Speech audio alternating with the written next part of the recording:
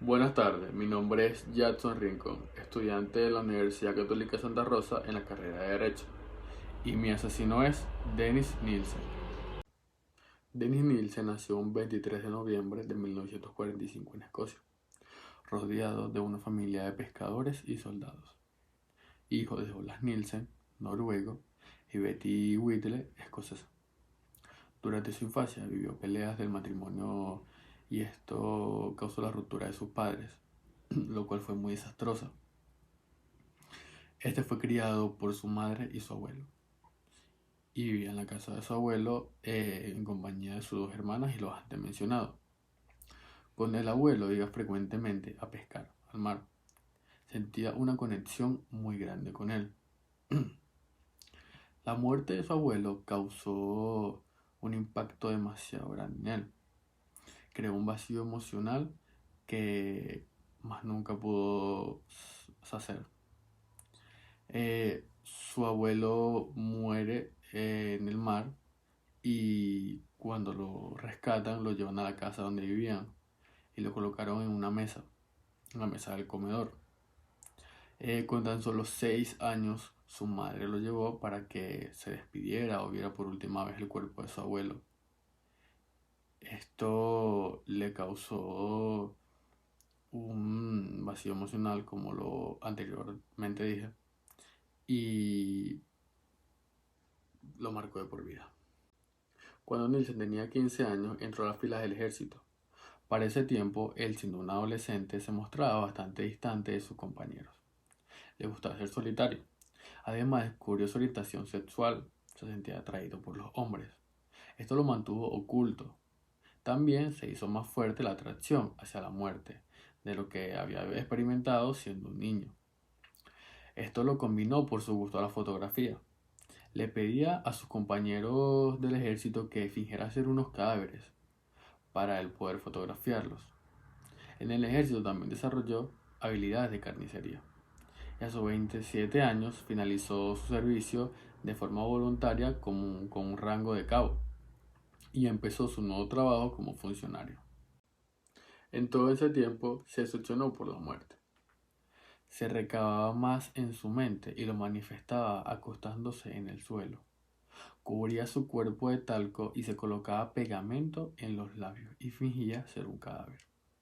A pesar de todo esto, él igual intentaba llevar una vida normal, bastante rutinario, iba a su trabajo y por las noches salía a los clubes. En sus primeras salidas buscaba conquistas, claro, solamente momentáneas, pero luego de todo esto cambió. Empezó a sentir la necesidad de tener una compañera, una compañía más estable, pero por su personalidad no podía relacionarse. Tanto con sus parejas, de hecho, se sentía ese deseo por tener un dominio hacia, o sea, completamente hacia ellos. Esto lo llevó a cometer sus primeros asesinatos. A finales del año 1978 conoció a un joven, Stefan. Pasaron la noche juntos y a la mañana siguiente no quería dejarlo ir. Así que tomó una corbata y lo estranguló. Fue tanta la resistencia que entre golpes metió su cabeza en una cubeta con agua, ahogándolo hasta quitarle la vida. Teniendo el cuerpo de este joven en sus manos, decidió bañarlo y lo vistió, y luego lo acostó sobre la cama, para luego acostarse con él y abrazarlo. Después de unos días lo colocó al cuerpo debajo de las baldosas del suelo para cubrir el crimen, pero su olor era demasiado fuerte y decidió deshacerse del cuerpo quemándolo en el jardín.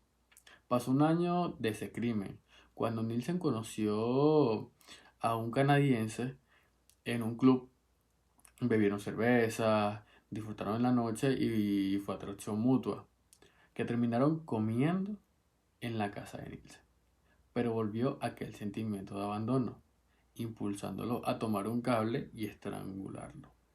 Hizo lo mismo de su primer asesinato, pero esta vez intentaba convivir más con él. Lo sentaba en las sillas, eh, para fotografiarlo, en diferentes poses, también lo llevaba al sofá, algo como rutinario, como si fuera una pareja estable de él. Indiferentemente, en caso lo ponía a ver hasta la televisión. También otra de las cosas que hacía era hablarles o susurrarles al oído, porque según él, ellos todavía estaban ahí. Es como si estuviesen solamente dormidos. Esta fantasía de dominio y de control hicieron surgir en Nielsen un deseo desenfrenado por seducir y asesinar a más hombres, y con los cadáveres se sentía que tenía el poder. Las víctimas fueron acumulándose debajo de las baldosas de su habitación, y esto le preocupaba a Nielsen. Cuando llegara el verano y el olor de putrefacto que soltaban ese poco de cadáveres lo delataría. Es por esto que él preparó hogueras para quemar los cuerpos, junto con las llantas para disimular el olor. En 1981 cambió su domicilio y sus crímenes seguían en curso perfecto de asesinato. Seducir a hombres, los observaban durante mucho tiempo, viera que fueran personas solitarias, que nadie se preocupara por ellos, y fue conociendo poco a poco y siendo, ¿sabe?, muy amable con ellos. Siempre se mostraba con sus víctimas muy sociable, muy amigable, pero en un cierto momento se volvía violento. Así continuaba estrangulándolos con corbatas, cables, y siempre los bañaba y convivía con ellos para sentirse que tenía el poder, que él era el dominante. Este sentía una sensación de poder inmutando de lo que es sentirse mal. De hecho, él sentía que estaba haciéndole un favor, que de alguna manera estas personas iban a parar de sufrir y que nadie les haría daño. En nuestra nueva casa, a la que él se mudó, ya no podía esconder los cuerpos debajo del suelo. Y desató sus habilidades en carnicería para cortar sus cuerpos en pequeños trozos. Los más grandes los colocaba en bolsas negras, en un armario, y los más pequeños los tiraba por el inodoro, por la poceta. Fue en 1983, sí, cuando los vecinos empezaron a reportar cañerías atascadas, llamaron a fontaneros y empezaron a inspeccionar las cañerías y las fosas sépticas. Fue este último donde hizo el descubrimiento, el hedor que salía de la fosa evidenciaba que era algo muy fuera de lo común, encontrándose con trozos de carne putrefactos. La policía arribó rápidamente a aquel lugar, llevando los hallazgos para realizar pruebas y así poder identificarlos. Estos confirmaron que se trataba de restos humanos. Así empezó un oficial a interrogar a los vecinos, llegando hasta la casa de Dennis Nielsen. El oficial le comentó lo que había encontrado y él mostró bastante sorprendido. Pero el oficial le preguntó de manera más clara, ¿dónde está el resto del cuerpo?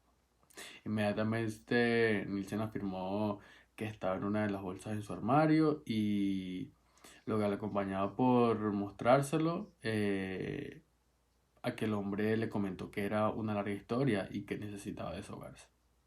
Pero lo que haría en la comisaría, en el trayecto, un oficial le cuestionó si el asesinato se trataba de uno o dos cuerpos. Nielsen afirmó fríamente que en realidad se trataban de 15 o 16 víctimas. Durante el interrogatorio y toda la investigación, se mostró bastante tranquilo, cooperaba demasiado y de hecho era muy malicioso. En cada detalle de sus asesinatos, las autoridades acudieron a su antiguo domicilio, desenterraron en el jardín de los restos humanos que él había dejado de sus otros cadáveres, unos totalmente quemados por las hogueras, y hacia octubre del 84 empezó el juicio contra los delitos del asesinato y sus defensores trataron de eludir que pudiera sufrir de trastornos mentales. Pero hubo testigos quienes lograron sobrevivir y afirmaron que él actuaba de manera premeditada. Finalmente encontraron a Dennis Nielsen culpable por los delitos que se le acusaban y condenado a cadena perpetua. En su encierro escribía a diario donde relataba cada detalle de sus asesinatos, hasta morir a la edad de 72 años, debido a una embolia pulmonar. Falleció en una celda rodeado de desechos humanos y agonizando de un dolor letal. Nielsen realmente a mí me impactó bastante lo que él hacía con sus cuerpos. O sea, es como que simplemente se deshacía de ellos, sino que le gustaba convivir bastante con ellos. Era como su única compañía. Igual sucedieron tantas cosas desde pequeño como la muerte de su abuelo y luego ya de grande siempre tuvo esa fascinación por la muerte. Siempre se sentía fascinado por tratar de dominar a las personas y yo creo que encontrando en los cadáveres todas esas facilidades que podría estar con alguien y podía dominarlo. Otro aspecto de Nielsen era que cuando estaba pequeño se estaba ahogando y un muchacho lo rescató. Cuando Nielsen se despertó, encontró semen encima de su abdomen y esto también le causó un impacto, como quien dice, en su vida. A Nielsen lo condenaron con cadena perpetua, pero si esto hubiera ocurrido en Venezuela, este delito lo regula el Código Penal en su artículo 405, que habla de homicidio. En este caso, el homicidio calificado, que lo estipula el artículo 406 de este código, en su numeral 2, habla sobre el homicidio multigravado.